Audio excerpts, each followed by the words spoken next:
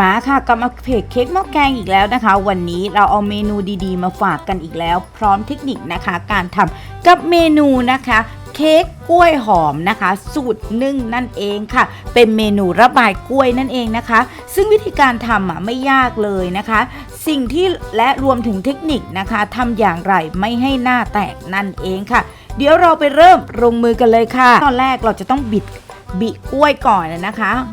จำนวน200 กรัมในถุงนะคะเพื่อที่จะขยี้ได้เต็มที่เลยนะคะขยี้แล้วก็พักไว้นะคะทีนี้เราก็จะร่อนแป้งนะคะแป้งเค้กนะคะพร้อมกับผงฟูและเบกกิ้งโซดาค่ะลงในอ่างผสมพักไว้ค่ะในส่วนนี้แล้ว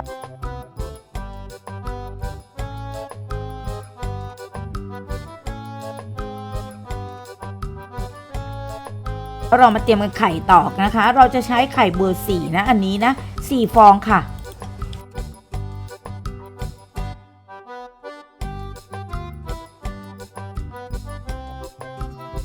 เราตีส่วนผสมนะคะให้ขาวในลักษณะ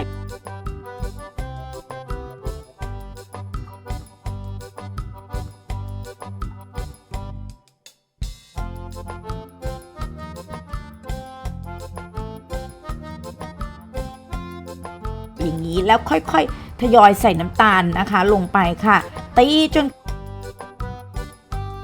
ขาวเปลี่ยนสีในลักษณะอย่างนี้พูดง่ายๆน้ำตาลละลายหมดนั่นเองค่ะหลังจากนั้นนะคะเพื่อนๆค่อยทยอยใส่นะคะในส่วนผสมของนะคะแป้งต่างๆลงไปนะคะค่อยๆทยอยใส่อย่าใส่พรวดเดียวนะคะ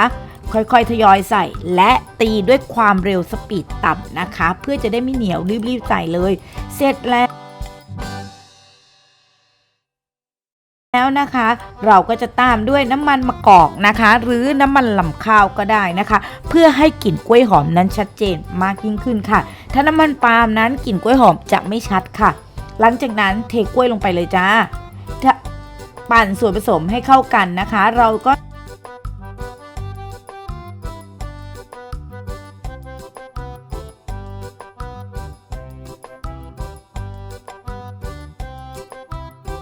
เราจะทำการต้มน้ำสำหรับซึ้งนึ่งไว้ก่อนนะคะหลังจากนั้นนะคะเราก็จะมาเทใส่นะ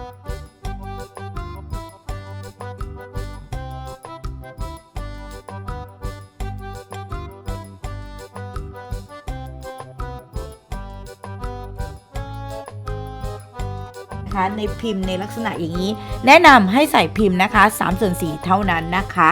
มันจะสวยงามมากๆเลยค่ะตกแต่งด้านบนนิดนึงนะคะ